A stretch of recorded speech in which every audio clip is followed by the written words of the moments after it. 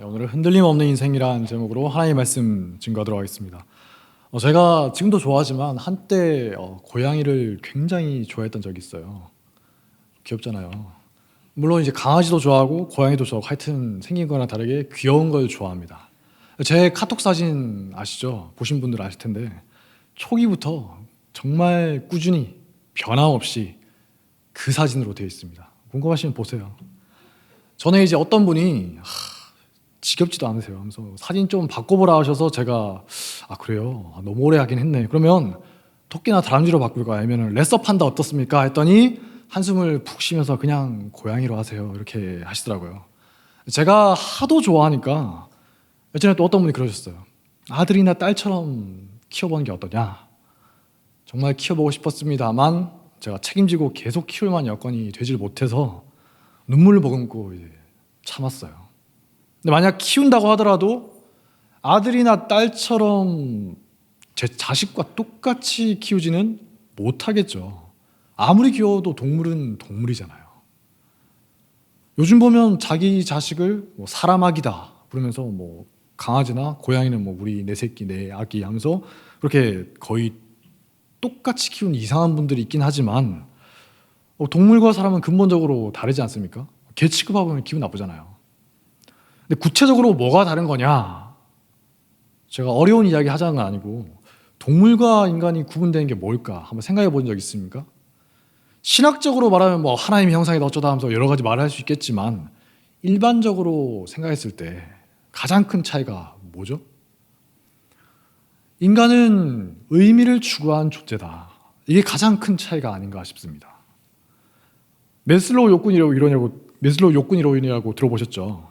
우리가 갖고 있는 수많은 욕구들을 단계적으로 구분할 수가 있는데 가장 아래에 있는 욕구가 의식주, 먹고 자고 지내고 그 가장 기본적인 욕구고 그 위로는 안전하고자 하는 욕구, 위로 사랑받고 싶고 존중받고 싶고 인정받고 싶은 그런 욕구가 있고 좀 더 위로 가면 자아실현 그리고 자아초월, 이타적으로 하고 싶은 그런 욕구가 있다고 하죠. 쉽게 말해서 우리가 살면서 추구하는 정말 많은 것들이 있는데 거기에도 급이 있다는 겁니다. 만약에 우리가 맨날 무엇을 먹을까, 무엇을 마실까, 물론 이제 점심 때 오늘 저녁에 뭘 먹을까 그런 고민하는 거는 일상의 행복한 고민이니까 하루 종일 그 생각하는 건 아니잖아요. 근데 머릿속이 먹고 자고 인생을 즐기는 걸로만 가득 차 있으면 가장 저급한 욕구에 머물러 있는 하찮은 인생이라는 거예요. 근본적으로 동물과 크게 다르지가 않다는 겁니다. 정도의 차이만 있을 뿐이지 그 정도는 동물들도 똑같이 욕망하는 거거든요. 맛있는 거 많이 먹고 싶어요. 즐겁고 싶어요. 안전하고 싶어요. 다 동물들도 갖고 있는 욕구들이에요. 그러니까 아무리 돈이 많든 아무리 높은 지에 있고 유명하든 말든 그 사람이 뭘 원하는가, 그 사람의 욕구가 무엇인가 그걸 보면 그 사람의 수준이 보인다는 겁니다. 가장 높은 차원의 있는 욕구들은 뭘까요? 인생의 의미와 연결되어 있는 욕구들이에요. 다른 욕구들은 어느 정도 동물과 통하는 게 있거든요. 근데 상위에 있는 욕구들은 인간에게만 한정된 욕구들인 겁니다. 의미 있는 인생이 되고 싶다. 기본적인 게 충족되지 않으면 인간은 어때요? 의식주를 갈구하지 않습니까? 어떻게든 삶에 중요한 걸 필요한 걸 얻기 위해서. 근데 그게 충족되고 나면 거기에 머무르지 않는다는 거죠. 더 높은 차원의 것을 찾아서 헤매게 되어 있는 게 인간이라는 존재예요. 인간의 본능이라는 겁니다. 근데 그런 게 없이 그저 인생을 즐기는 데만 온 정신이 팔려있는 이상한 사람들이 있죠. 그런 분들께는 죄송한 말이지만 하나님이 보실 때 사람들은 어떻게 볼지 모르겠어요. 하나님이 보실 때는 그냥 개나 돼지와 다를 게 없는 인생이라는 거예요. 의미를 추구하라고 하나님이 굉장히 특별한 존재로 만들어 놓으셨는데 버그라고 하죠. 오류가 생긴 겁니다. 컴퓨터 프로그램에 버그가 생기면 이상하게 변해가는 것처럼 인간답지 못한 거의 동물 같은 그런 삶을 살아가고 있는 거예요. 요즘에 보면 젊어서 수백 수천억 번 분들이 있거든요. 코인이나 주식이나 아니면 불법 사이트 운영하거나 마약 장사를 해서 돈을 많이 번 사람들이 그렇게 살아가는 경우가 많고 흥청망청 살아가는 거예요. 자랑하면서. 또 그걸 보면서 와 부럽다. 경제적인 자유를 누리는구나. 그렇게 부러워하는 분들이 많은데 둘 다 개돼지 인생을 살아가고 그걸 또 부러워하면서 살아가고 있는 거예요. 정말 한심한 거죠. 그렇게 살다가 언젠가 죽지 않습니까? 죽으면 남는 게 뭐예요? 없어요. 그냥 시골에 똥개 한 마리 죽은 것과 다를 게 없는 인생이라는 겁니다. 한 번 사는 인생인데 의미 있는 삶을 살아야 하지 않습니까? 울림이 있는 인생이 되어야 된다는 거예요. 내가 아무리 극상의 즐거움을 누리며 살고 있고 많은 걸 가지고 있고 높은 권력을 누리는 인생이라 하더라도 내 인생에 울림이 없고 의미가 없으면 살아도 사는 게 아니라는 거예요. 인간으로서 살고 있는 게 아니라는 겁니다. 그런 인생을 보면서 내 가슴이 뛰고 있으면 나도 저렇게 살고 싶다. 그 사람도 아직 밑바닥 수준이라는 거예요. 좀 수준을 높여야 된다는 거죠. 오늘 우리가 함께 읽은 말씀에 나오는 다윗, 의미를 추구하는 전형적인 사람이지 않습니까? 다윗이 지금 어떤 상황이죠? 아버지의 명령을 받고서 형들에게 심부름을 하러 가요. 가서 보니까 어떻죠? 어떤 블레셋 사람이 저 멀리 나와서 키가 큰 걸 보니까 거인족의 후손인데 하나님과 이스라엘을 모욕하는 말을 퍼부어대면서 도발을 하는데 아무도 나서는 사람이 없는 겁니다. 17장 10절부터 보니까 이렇게 말합니다.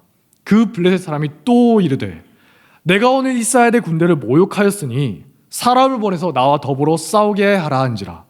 사울과 온 이스라엘이 블레셋 사람의 이 말 듣고 놀라 크게 두려워하니라. 모든 이스라엘 군사들이 크게 두려워하면서 아무 말도 못하고 그냥 떨고만 있었다는 거예요.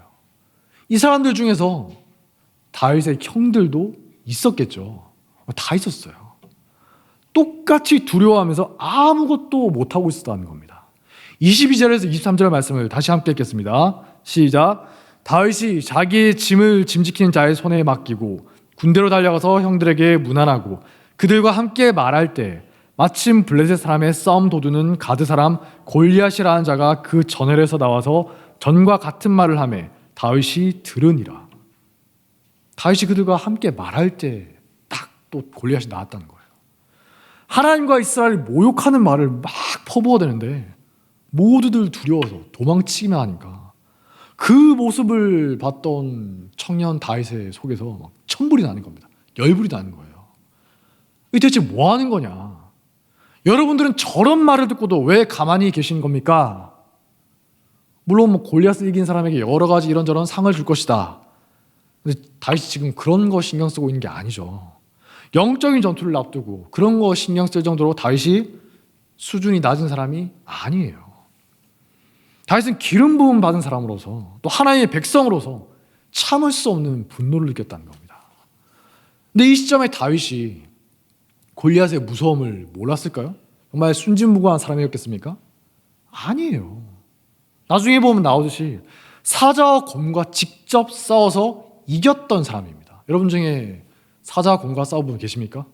저는 절대 못 이기죠. 네. 근데 직접 싸워서 여러 번 이겨봤던 사람이 다윗이에요. 누구보다도 힘의 원리를 잘 알던 사람입니다. 동물의 세계도 그렇죠. 벌꿀로소리라고 들어보셨어요? 벌꿀로소리. 세상에서 제일 겁이 없는 동물입니다. 상대가 누구든지 막 덤벼요. 앞에 있는 게 하이에나든 사자든 코끼리든 악어든 하마든 상관없어요. 그냥 자기 기분에 거슬리면 일단 덤비는 겁니다. 그래서 멸종위기라고 하죠. 엄청 죽어나가는 거예요. 아니 하마가 앞에서 덤빈다고 하는데 그냥 한번 물어버리면 바로 반토막 나는 거죠.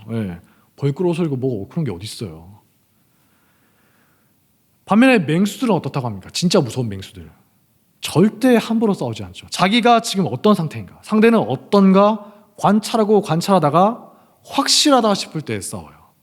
철저하게 상대의 약점을 공략합니다. 주로 약한 새끼들을 노린다고 하죠.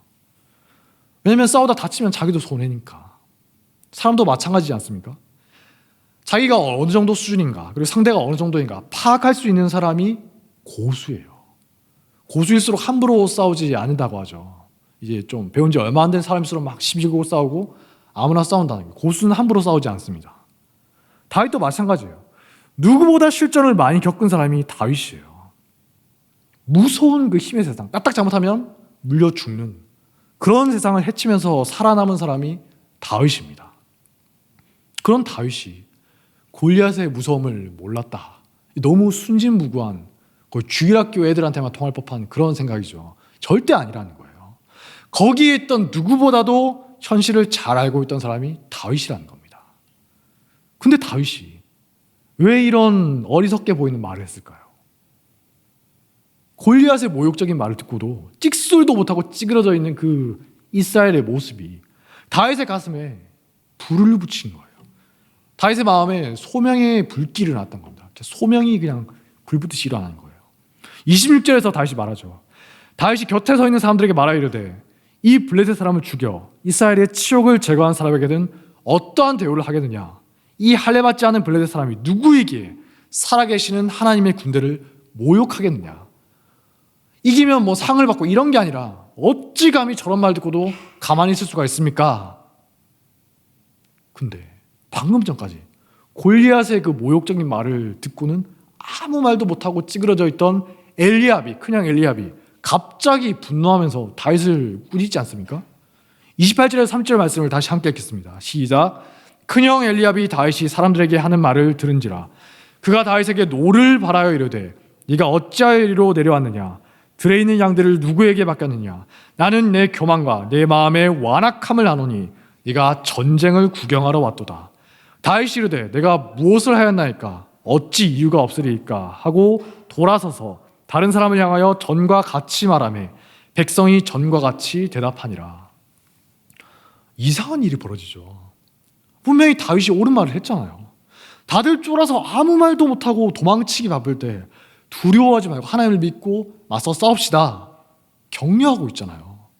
근데 그런 다윗을 도와주지는 못할 망정 어떻게 하죠? 악한 소리만 하는 거예요. 다윗이 교만하대요. 다윗의 마음이 악하대요. 무슨 뭐 자기가 궁예도 아니고 관시법으로 다 봤나 봐요. 전쟁을 구경하러 왔대요. 다윗이 들으면서 얼마나 기가 막혔겠습니까? 평소에 집에서도 다윗을 엘리압이 어떻게 대했을까 짐작이 되시죠? 평소에 엘리압이 다윗을 얼마나 무시하고 함부로 대했으면 그 많은 사람들 앞에서 이렇게 모욕적인 말을 퍼부어야 되겠냐는 거예요.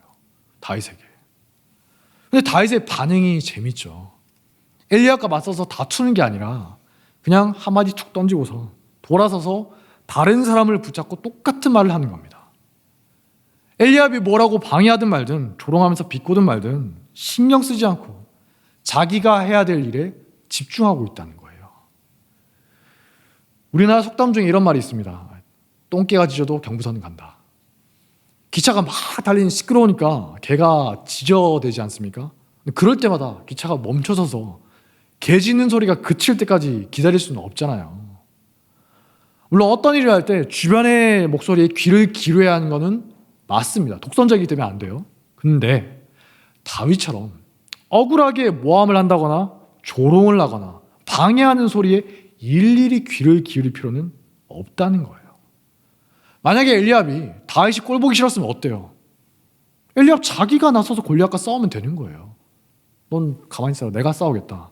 근데 끝까지 나서진 않죠. 그냥 뒤에서 다윗 욕만 하고 있는 거예요. 손가락질하고 저놈 저거 어렸을 때부터 내가 어떤 놈인지 알고 있는데 하면서 막 이야기하고 있는 거예요. 엘리압의 적은 골리앗이 아니라 다윗인 겁니다. 한심한 인간인 거죠. 성경을 보면 이 사건 이후로 엘리압에 대해서 일체의 내용이 나오지가 않아요. 하나님은 엘리압에 대해서 전혀 관심이 없다는 겁니다. 다윗 집안의 장자인데도 기록할 필요도 없고 의미도 없는 한심한 인생이라는 거예요. 논어에 보면 공자와 제자의 재밌는 대화가 나옵니다. 먼저 제자였던 자공이 물어요. 스승님, 마을에 있는 모든 사람이 훌륭하다고 칭찬하는 사람이 있으면 어떻습니까? 그 정도면 굉장히 훌륭한 사람이지 않습니까? 군자라고 할 수 있지 않습니까? 공자가 말합니다. 그건 좋은 사람이 아니다. 제자가 의아하잖아요. 그래서 다시 묻습니다. 아니 선생님, 모든 사람이 칭찬하는데 왜 좋은 사람이 아닙니까? 공자의 대답에 굉장히 의미심장하죠.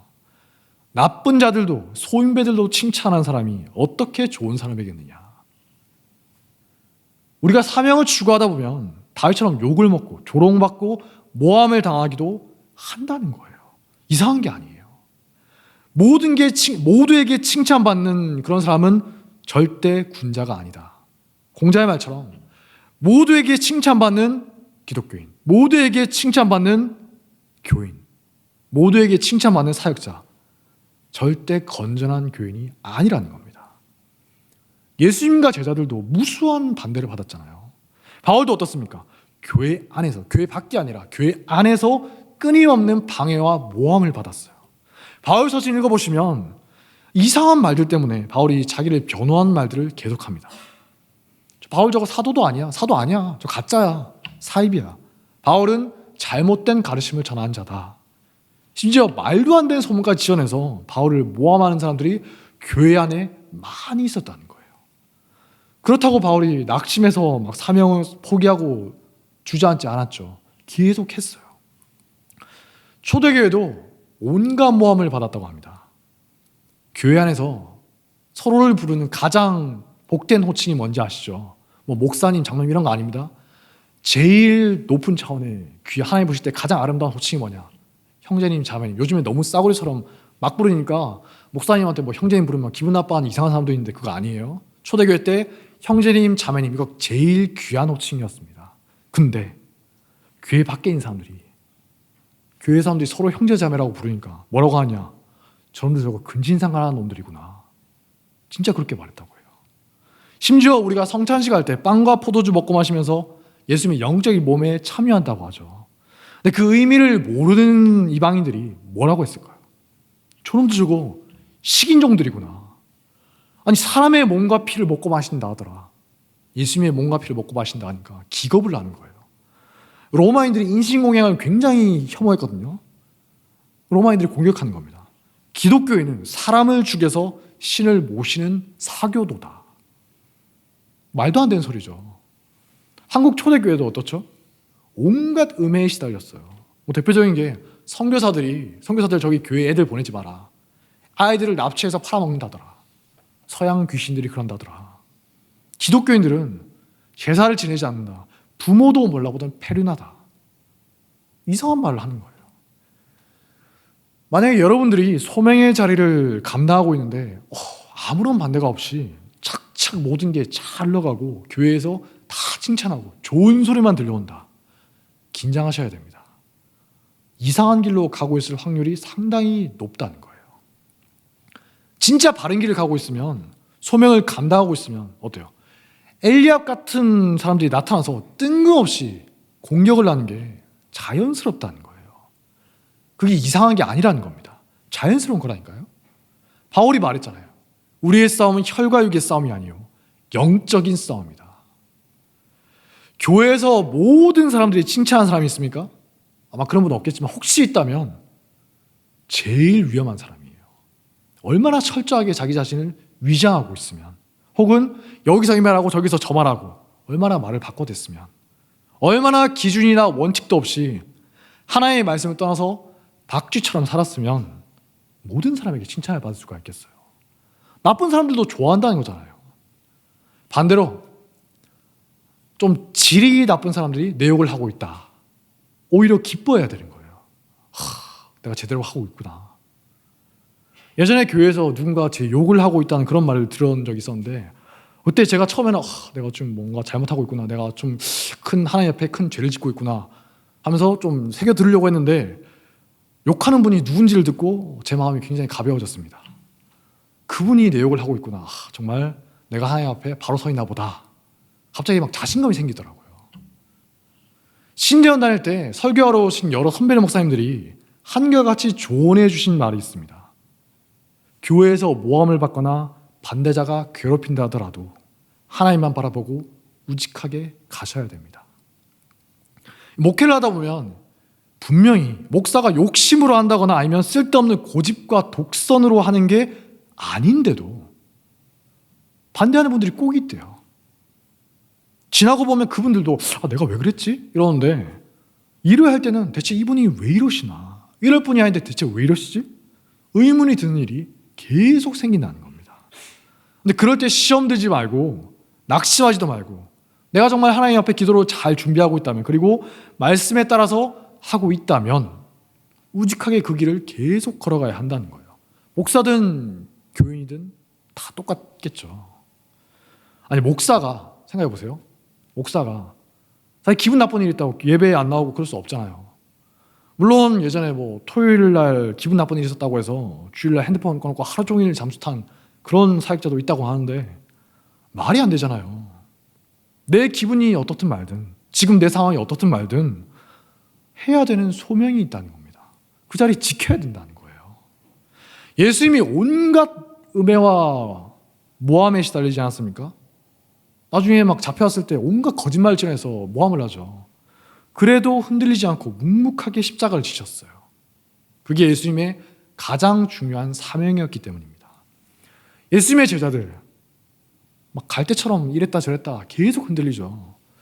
맨날 어때요? 저급한 욕구에 사로잡혀서 예수님 저에게 한 자리 좀 주실 수 있습니까? 맨날 이랬던 사람이에요. 그런 사람들이 사명자가 되니까 어떻습니까? 유대인들이 대제사장들이 잡아서 때리고 죽이겠다고 협박하는데도 흔들리지가 않아요. 하나님 앞에서 너희의 말을 듣는 것이 하나님의 말씀을 듣는 것보다 옳은가 판단해봐라. 우리는 보고 들은 것을 말하지 아니할 수가 없다. 사도들은 그 이름을, 예수님의 이름이죠, 그 이름을 위하여 능력받는 일에 합당한 자로 여기심을 기뻐하면서 공회 앞을 떠나니라. 그들이 날마다 성전에 있든지 집에 있든지 예수는 그리스도라고 가르치기와 전도하기를 그치지 아니하니라. 사도들이, 그 도망자고 비겁자였던 사도들이 이제 자기들이 받은 사명의 자리를 저버리지 않고 끝까지 감당했다는 거예요. 반대하고 방해하는 사람들이 있는데도 오히려 기뻐할 수 있는 겁니다. 왜죠? 사명을 위해서 핍박받는 거, 그거 하나님 옆에서 정말 자랑스러운 거예요. 군장 같은 겁니다. 바울과 실라도 어떻습니까? 빌립보 감옥에 갇혔을 때 저녁에 찬양을 했다고 하죠. 억울하게 잡혀서 여종의 귀신 들린 여종을 치료해 줬잖아요. 귀신을 쫓아냈는데 그것 때문에 잡혀와서 채찍질 당하고 감옥에 갇혀요. 누가 봐도 원망이 나와야 되는데 오히려 찬양을 하는 겁니다. 그 소리를 옆에 있던 죄수들이 들었어요. 궁금하겠죠. 대체 저 사람들은 어떤 사람들이길래 저렇게 억울하게 채찍질 당하고 이 어둡고 음침한 감옥에 갇혀서도 즐거워하면서 찬양을 부를 수가 있는 것인가? 지금 와서 돌아보면 제가 사역자가 되는데도 참 방해하는 분들이 많이 있었던 것 같습니다. 왜 그런지 모르겠는데 일단 20대 때 만났던 교회 어르신들, 제가 청년일 때 있었던 교회가 어른 보기가 힘든 교회였거든요. 청년 위주였으니까 가끔 선교 가면 어른들이 있었어요. 평소에 보이지도 않던 어른이 거기 꽤 계시더라고요. 그런데 그분들이 심심하면 선교지에서 저한테 뭐라 하는 거예요. 야, 너 같은 놈이 무슨 신학생이냐. 빨리 그만두고 돈이나 벌어라. 전과해라. 사실 그분들 중에 저를 잘 아는 분은 한 명도 없었거든요. 선교 때 일주일 보는 게 다예요. 반년 뒤에 또 만나고 교회에서 어쩌다가 가끔 마주치고. 근데 이제 제가 선교지에 가서 거룩한 몸짓이나 거룩한 말을 안 하니까 예 집사님 알겠습니다. 뭐 이렇게 안 하고 모르겠는데요. 뭐라고 하고 있으니까 아니 뭐 신대원도 아니고 대학교 신학과 다니는 20대 초중반 청년이 뭐 그렇게 거룩하겠어요. 그 나이 때 거룩한 사람이 있으면 이상한 겁니다. 그거 정상이 아니에요. 근데 그분들 기준에서는 아니라고 생각했나 봐요. 저를 언제 봤다고 떼어치려한 말을 뭐 심심하게 하더라고요. 밤마다 이야기하다가 갑자기 뭐 제 이야기하면서 언제까지 신학교 다닐 거냐 때려치워라. 물론 이제 제가 그런 말 들을 때마다 저는 속으로 웃고 있었죠. 그때는 제가 좀 상당히 교만했을 때니까 네가 뭘 한다고 나한테 그래 떠드냐 하면서 어디서 개가 짖냐는 식으로 그냥 웃으면서 있으니까 자기 말 안 받아들인다고 생각했는지 또 계속 이야기하는 거예요. 저는 또 계속 웃고 있었죠. 그건 괜찮았어요. 근데 신대원 입학할 때는 정말 힘들더라고요. 말하자면 길지만 제가 우리 교회랑 다른 교단 소속인 거 아시죠? 네. 총신대 2번 지원했다가 다 떨어졌습니다. 둘 다 면접에서 떨어졌어요. 근데 그때 들었던 말들이 아직도 생생하게 기억이 나요. 너 같은 놈은 절대 받을 수가 없다. 소명도 확실하지 않은 놈이 어디서 감히 여기를 지원했느냐 뭐 등등 뭐 인격 모독적인 말도 하시던데 그건 생략하겠습니다. 아무튼 그건 좀 힘들더라고요. 여기 지금은 말레이시아 가셨는데 면접 보실 분 계시죠? 동아형제 방심하지 말고 잘해야 됩니다. 면접에서 2번이나 떨어진 사람이 우리 교회에 있다니까요. 너 같은 놈은 절대 받아줄 수가 없다. 너 같은 놈은 절대 사역자가 될 수도 없다. 그렇게 말하던 교수들의 표정과 말투가 아직도 생생하게 기억이 나요. 이렇게 말했으니까 나중에 혹시라도 제가 잘 되더라도 거기 부를 일이 없겠죠. 가서 제가 무슨 소리 할지 모르니까 서로 귀찮은 게 없는 겁니다. 담임 목사님도 어때요? 목소리가 최양락 닮았다고 막 어떤 교수님이 넌 목사하지 마라 이렇게 맨날 핍박했다고 하지 않아요? 얼마나 억울했겠어요. 타고난 목소리인데 그거 가지고 목사를 하지 말라고 했으니까 얼마나. 담임 목사님 지금도 한임의 천지 가끔 말씀하지 않습니까? 제가 그때 이후로도 강도사가 될 때나 목사가 될 때나 하여튼 뭐 하나 쉽게 된 게 없어요. 신기할 정도로 어떻게든 막으려고 하는 사람이 나오거나 어떻게든 방해하는 사람이 나오는데 다행히 제가 주님의 은혜로 거의 한 10년 만에 목사가 된 겁니다. 주변에 근데 보니까 나만 힘든 것 같아요. 너무나 쉽게 되는 사람들이 많은데 심지어 이제 저런 분이 목사여도 되나 싶은 그런 분도 있기도 한데 저는 하나님 앞에 찍힌 건지 단계마다 대적들이 출발하는 거예요. 심지어 여러분한테 세세하게 말할 수 없지만 목사 될 때도 원래 저를 어떻게든 목사 안 시키려고 그렇게 벼르고 있던 분들이 있었다더라고요. 이제 저한테 좀 당했던 분들이 계신데 지나고 보니까 그게 오히려 저한테 다행이었던 겁니다. 만약에 그런 방해가 있다. 그래서 이 길을 가지 않았으면 제가 사역자로 소명받은 게 아닌 거겠죠. 다른 길 가면 되는 거예요. 반대로 제가 진짜 소명받은 거면 남들이 무슨 소리를 하든 말든 어떻게 방해를 하든 말든 결국에는 이 길을 갔을 거예요. 진짜라면. 그냥 내가 하고 싶어서 내 욕심으로 목사하는 게 아니라 진짜 소명을 받은 거면 그랬겠죠. 제가 쉽게 신대원에 가고 쉽게 목사가 되고 그랬으면 소명에 대해서 치열하게 고민할 그럴 일도 없었을 겁니다. 정말 몇 년 동안 그 때문에 고민을 많이 하고 치열하게 고민을 했거든요. 그 모든 과정들 덕분에 제가 더 단단해지고 흔들리지 않을 수가 있게 되었던 것 같습니다. 나중에 그때 저를 떨어뜨렸던 분들 막 모욕하고 조롱하고 막 꾸짖으면서 호통치면서 쫓아냈던 분들 제가 이름 다 기억하고 있거든요.